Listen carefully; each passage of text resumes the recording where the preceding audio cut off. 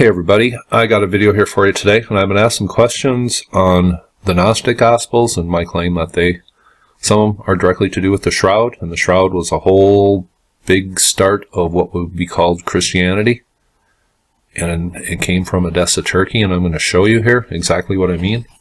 Now, the Holy Grail, I claim that the Shroud is the Holy Grail because it is the Holy Grail, and that this is an artist rendition of the original Grail ceremony.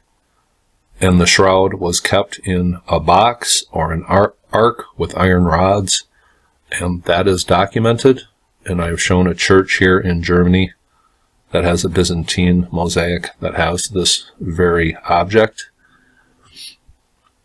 But going back to this here, the etymology of the Holy Grail, the word Grail, comes from the Latin word gradalis, which means by degrees, which connects to the gradually unfolding exhibition during the Grail ceremony, a ritualistic procession where a series of holies are brought before the initiate, almost all of which conclude with a vision of Jesus. One of the texts, known as the Grand Saint Graal, lists many of these. And I'll leave a link for this below. But I'm going to show you here what I believe is the earliest writing of who would be called Jesus in the Bible, in the New Testament, and this is called the Hymn of Jesus, but the word Jesus is not used in this, but I believe this is one of the very first texts, and there's another one, and I've already talked about that, and I'll show you in a second. But I'll leave a link for this below. I'm not going to read it all, but there are certain words in here that appear to be, to me, very Egyptian. Amen is repeated. This is not Amen, this is Amen, is repeated over and over. And there are just some very Egyptian words, and the language is not like the New Testament at all. But this Gnostic Gospel, I believe, is one of the very first texts that we have still surviving today. There might have been others. But here, the 1-8, the Ogdod, that is clearly an Egyptian reference connected to the god Ptah. And there is a god Ptah-il, which was revered by the people who wrote this text. And in this one line from this very earliest writing of the man who would be called Jesus, it says, "The 12th number above leadeth the dance." And that clearly is a zodiacal reference, and in this one line lies the whole New Testament's references to the heavens and Jesus. Just thought I would mention that. But this is a pretty fascinating text, and it's connected to one other Gnostic Gospel, which I have already mentioned in a few videos. And I'm going to show you that in just a second. But it says, "I am a mirror to thee who understandeth me." I am a mirror, and remember the shroud is a negative image. But I'm just going to read the end here. "Now answer to my dancing. Thy seeth in me who speak, and seen what I do. Keep silence on my mysteries. Understand by dancing what I do. For thine is the passion of man, that I am to suffer." And remember, the shroud depicts the passion of Jesus, or who would be called Jesus, supposedly. "Thou couldst not all be conscious of what thou dost suffer, were I not sent as thy word by the Father." The last clause may be amended. "I am thy word, I was sent by the Father, seeing what I suffer. Thou sawest me as suffering, and seen that thou didst not stand, but wast moved wholly, moved to be wise." And this is not so much a hymn, but the very Grail ceremony. And I'm just going to read the very first comment here by J.S. Mead, who was the author of these Gnostic Gospels about a century ago, the translating of them. He says, "To me, it seems almost certain, as I argued in the first edition of Fragments of Faith Forgotten in 1900, that this is no hymn, but a mystery ritual, and perhaps the earliest Christian ritual of which we have any trace. Now let's read the commentary about the dancing. It says, all now may be believed to be taking place within the Master presence. Union of substance has been attained, but not yet union of consciousness. Before the final mystery can be consummated, the knowledge of the passion of man, that is, of the great passion or perpetual experience of the great act, must be achieved. The soul is to gaze upon the mystery as upon its own passion. The perfected soul can gaze upon the mystery in peace. As yet, however, the soul of the aspirant is not perfected in gnosis, but in substance only, so that it may feel the great passion in itself, and yet as apart from itself. Hereupon, now this is good. Hereupon is the lower right, the mystery drama, the passion of man, must have been shown. What it may have been is not easy to conjecture. It must, however, have been something of most distressing nature, for the neophyte is moved or shaken completely, that is to say, unnerved. It's not easy to conjecture what it was. Well, it was what we know today is the Shroud of Turin.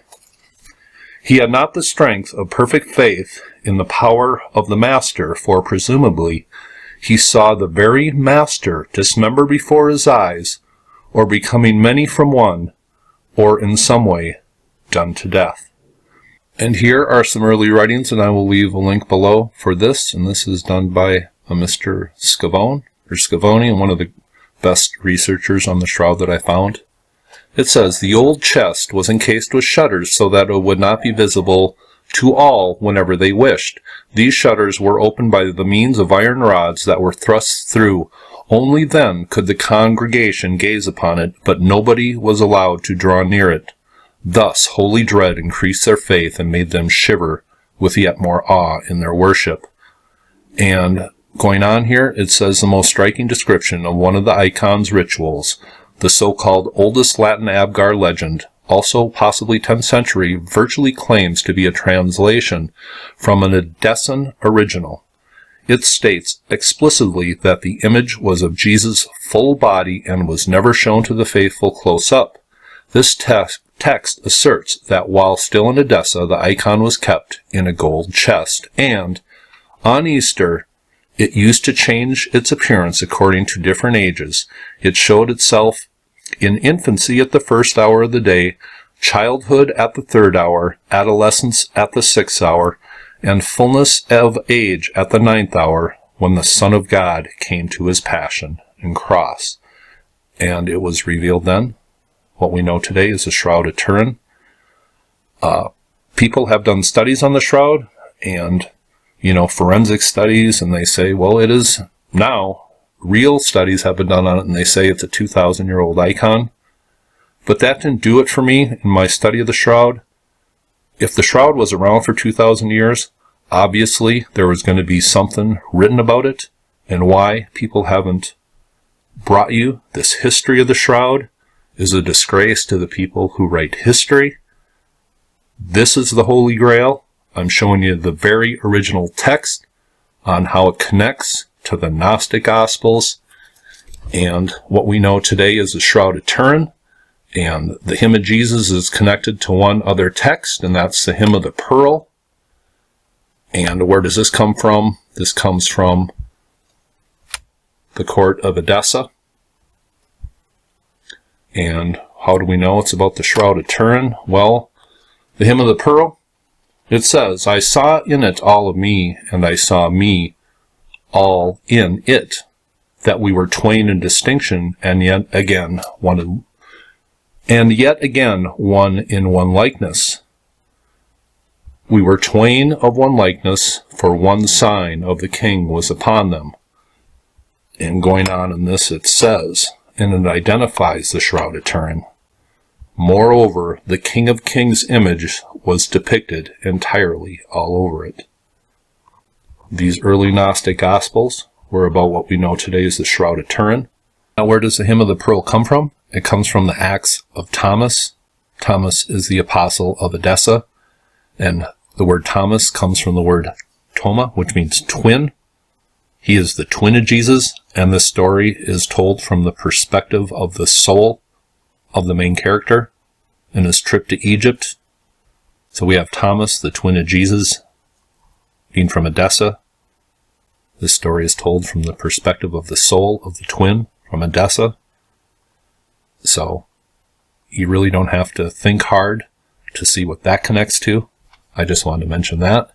And here it says, when thy name may be read in the book of heroes. I find that line absolutely fascinating. Now, how does this history get lost? Well, it mentions the Parthians in the Hymn of the Pearl, and they were overthrown in 224 AD. That is one reason. Another reason is the people bringing you the history of the Shroud are on two different sides, and trust me, when I researched the Shroud, I researched the people who were writing on the Shroud, and there are two sides. The side that is trying to convince you that it is Jesus Christ of the Bible and believes every word written in the Bible, and the side that is trying to disprove the Shroud and any connection to the New Testament. And the only way I found this history is to totally disassociate myself with any belief or non-belief in the document we have that is called the New Testament. And for you Christians, and some of you that are family members of mine and people I am close to, and the subject is kind of getting a little more difficult to talk about by the day. And I don't know how much more I'm going to talk about the Shroud, but here I show you the connections to the Gnostics, a direct connection to the Gnostic Gospels, and you have to look sometimes in the middle to find the true history, and sometimes the true history is more amazing than you can ever believe. And I want to give you the true history of the Shroud, just because nobody else has. Hope you thought this was interesting. You all have a nice day.